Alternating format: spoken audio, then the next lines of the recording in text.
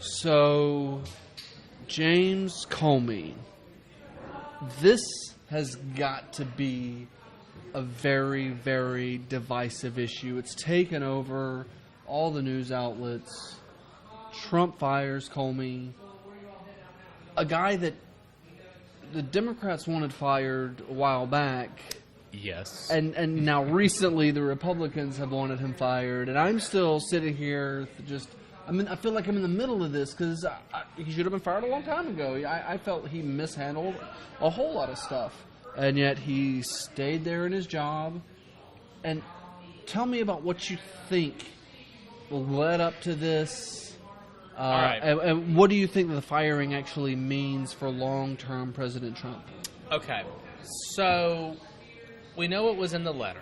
The letter said that in consultation with the Attorney General and the Deputy Attorney General, I've decided to fire you. Oh, and by the way, you never investigated me. 3 times you told me you didn't investigate me. Thank you for that. Not that that has anything to do with this. Thank you for telling me that I'm handsome. Right. I appreciate that. And so we have that official story. Then they come back and they clean it up a little bit. And they say, well, it was really over what happened during the election. Him saying that the 11 days before the election, we found some Clinton emails on a computer. So basically they retracted lock her up. Right. Well, they retracted lock her up at like a day one. Like, lock her up, lock her up. Oh, I'm elected?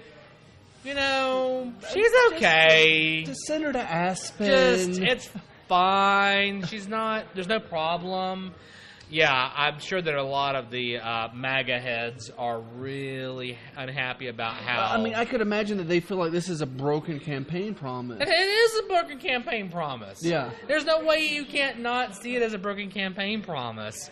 Like he said, I'm going to investigate her. I'm going to lock her up for the sending emails or whatever. Yeah, but instead he decided to drain the swamp from the guy that didn't.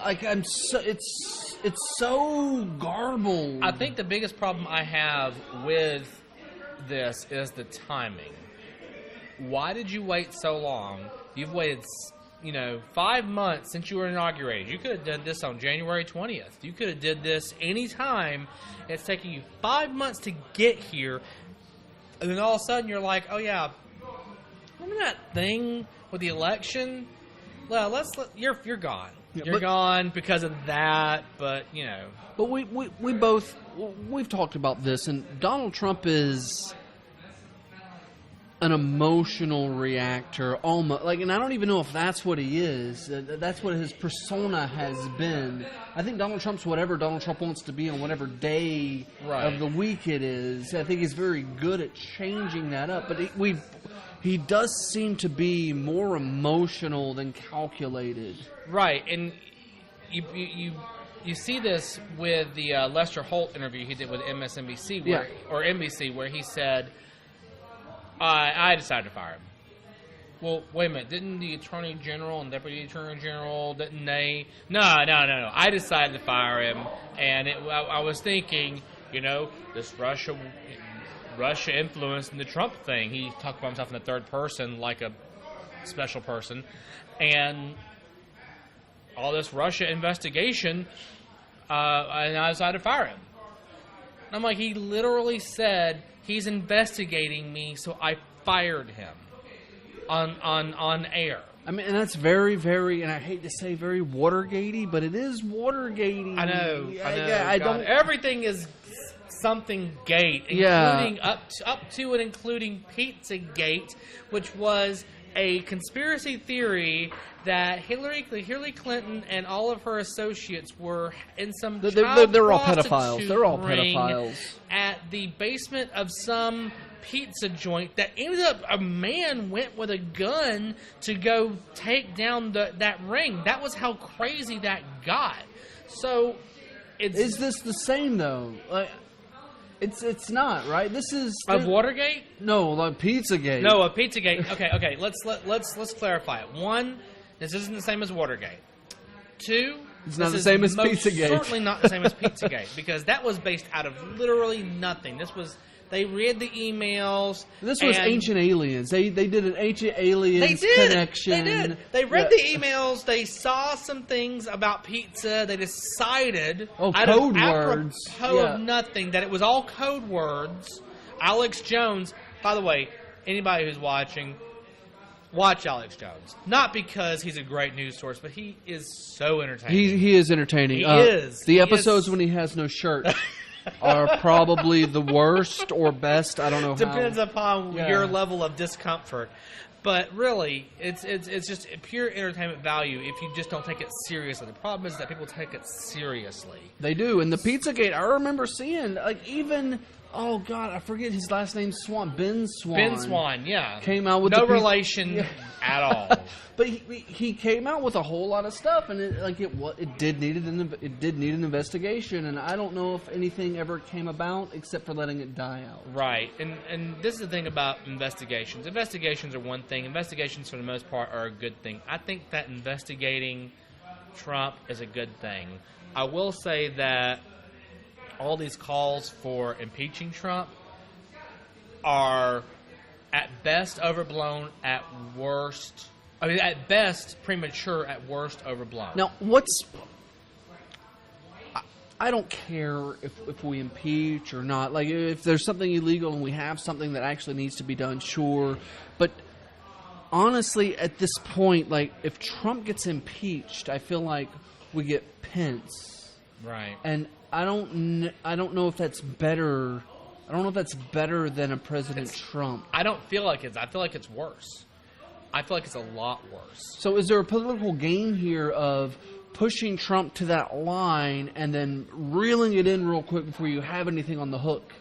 Because, I mean, it might be if you could. It might be if we could believe that Trump acted rationally and with forethought. But right now we see a guy who is an undiagnosed narcissist. Reflexive. Who lives in the moment. That's what the Comey firing was about, in my opinion. He basically just, I want to do it. I did it. It was done. Move on. Why are you still talking about it? I'm on to something else. This is the guy. So the idea that you could threaten him with something is almost laughable, because not that there aren't plenty of things to threaten him with. He's made of Teflon anyway. He doesn't care. Yeah. So if you're not really going to impeach him, he does not care. So at some point, you have to decide, okay, are we going to try to figure this guy out and work with him to some degree? Because trust me, I believe that there is some sort of Russian influence in the election. I think that's indisputable at this point. I don't really believe that Trump himself colluded with the Russians, because I think they saw him as a useful idiot, as a patsy. Let's get this guy in because we can manipulate him. But don't you think that Clinton also thought the same thing when she used her forces to prop him up through the news media? Yeah. Oh, yeah. Yeah, I did. I did.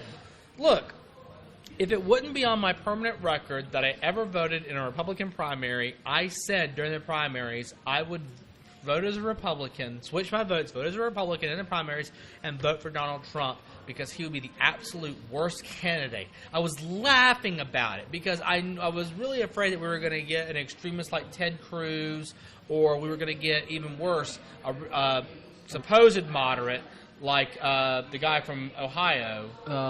You're talking Kasich. about Kasich, yeah.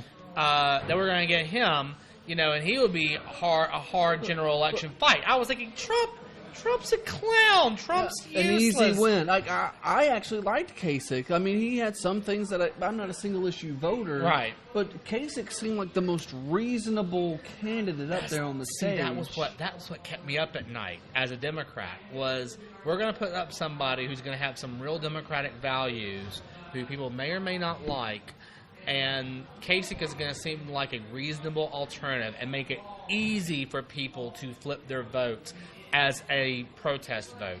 Well, we made it hard on him because we gave him this complete circus clown, but Look, the still circus did is it. the circus is popular. They still did it. Like Ringling Brothers is still in business for a reason. It is. It's popular. It is. I just wish we had a ringleader. But we don't. That's kind of the problem. Everybody thinks that there's a there, that there's some deep, huge conspiracy that they're going to get to the bottom of. And I think we should be investigating. Do not get me wrong. Yeah. I don't think there's any there. I think there's nothing to this. It's a hollow sphere. There's nothing. You get inside of it, and it's just empty. Look, here's where I stand with it. Okay, so we know, like, here's the facts. Russia did hack the DNC. Yes. But for me, who's the DNC? They're private. They're not public. They're not a piece of the government. They're not a piece of what we own. Now, they help prop up candidates for the public, but they're private on the inside. Well, I would push back against that distinction because any American, if they hacked a private American citizen, that would be an act against America. But I take it a step further because this is it's a political group, but it's still private. It's still private. What happens if one person inside puts all the data that Russia hacked on a USB and takes it to WikiLeaks? Are they treated as a whistleblower? Are they protected? Depends on who you ask. I mean, but you get where I'm going with that, right? But they're not. The people that are really mad at Russia, I feel, are the people that would protect a whistleblower. But I'm not certain that we want to raise WikiLeaks to the level of a national actor. I mean, it doesn't matter to me at a certain point because we're talking about a whistleblower delivering this information.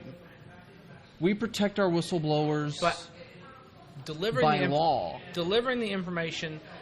First of all, delivering the information and acting on the information are two different things. Second of all, this is where I know you and I have to have some differences, and we may have to discuss it in depth later on. Sure.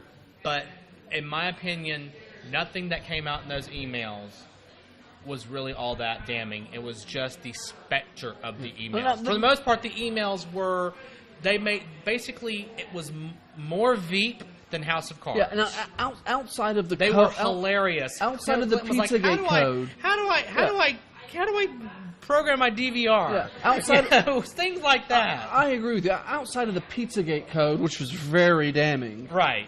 There were only a couple of things, like when Hillary Clinton talked about having two minds, one public and one private. That was a couple of things statement. that were damning for me, for an independent who said, I'll look at Hillary Clinton, let's see if she invites me. And all I felt like was she was disinviting me, specifically through these leaks. And once again, you change the actor from Russia to, a whistleblower, and my mind doesn't change that much. Mm-hmm. I mean, especially considering the U.S.'s role in every election around the globe.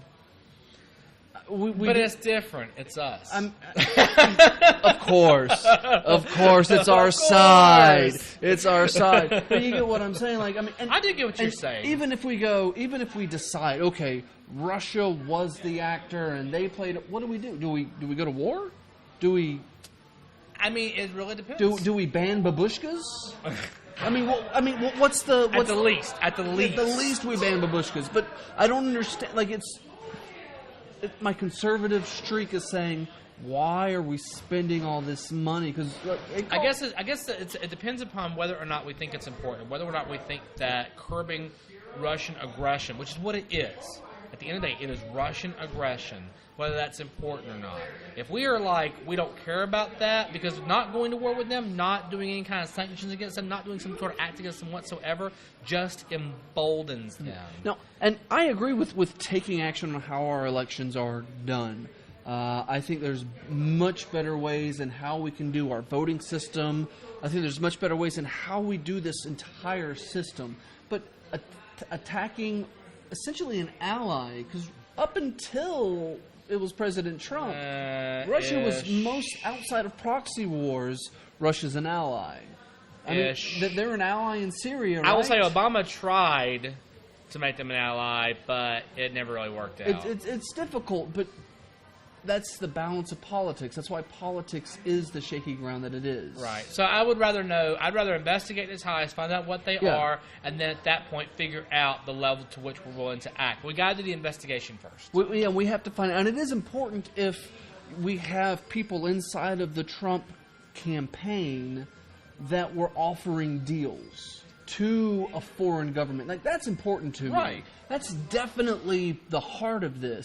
And if it's just that Russia released some stuff that they hacked, I'm not that interested, because the stuff they released was, at a minimum, the truth, the whistleblower-style truth, so I can't be that upset, again, unless there's additional deals going on. Again, though, I mean, whether or not it's the truth and whether or not it's open for public consumption are two different matters. These are actual emails. This is... But they're private emails. But inside of the DNC. But they're emails to individuals. Inside of the DNC. It's using that platform. Even if I use my work email to email private individuals about private matters, it's no longer a private email. My work owns those emails. No. It's not public. That's different. Your work owns it. That doesn't mean that somebody can hack in and use that material against And that's your where work. we talk about the DNC being such a private institution. Right. They should be public. In my opinion, they should be public. Everything they do should be open. Again, like when we're talking about this divide between a whistleblower or a foreign actor, which totally different things, I'm with that. But the DNC was doing shady stuff. They were definitely doing shady stuff. Not that shady. Donna Brazile handing questions to Hillary Clinton from CNN. That's the thing that Donna Brazile did. But she represents the DNC right there. Not when she did that, and for the most, not when she did it, and for the most part, the things that people had the most problems with are staffers in the DNC had private opinions about Clinton v. Sanders, and they expressed those private opinions privately to each other. And people suddenly lost their freaking mind over that when, in fact, I mean, they're just expressing their private opinion. They have a right to their private opinion unless the First Amendment has been rescinded. Some of it was the money on the inside moving towards a Clinton when you had the head of the DNC saying we are not biased in any way, but they were pushing more money towards Clinton. They were pushing for a more Clinton-driven election. But see, all of that is opinion on what was read, but there's no evidence of that.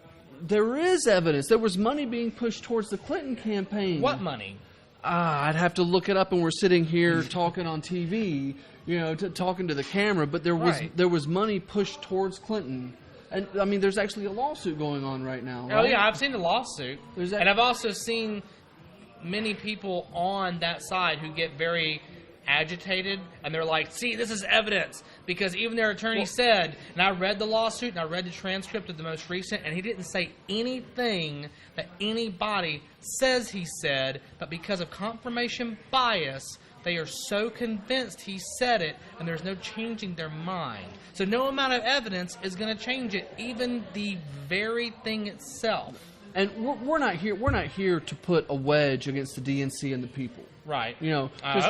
Just right away. But there was some, I mean, just like the Russia thing with the Trump candidacy. There's something there. There was something there with the DNC. I don't have any problem with investigation. I just feel like a lot of people have already drawn conclusions where there's no evidence to support those conclusions. Well, and I want to see more. And unfortunately, there's, like I said, it was almost a money laundering campaign from what I remember. And like I said, without having the actual story in front of me, it's difficult to just say, hey, these are the facts. But there was money moving more towards the Clinton campaign than the Sanders campaign for particular reasons. The difference between these two is that currently there is a lawsuit with the DNC. Yes. So there's going to be discovery. So all of that is going to come out, whereas Trump just fired the head of the investigation. He did, and it looks shady. Trump. And it looks very, very shady.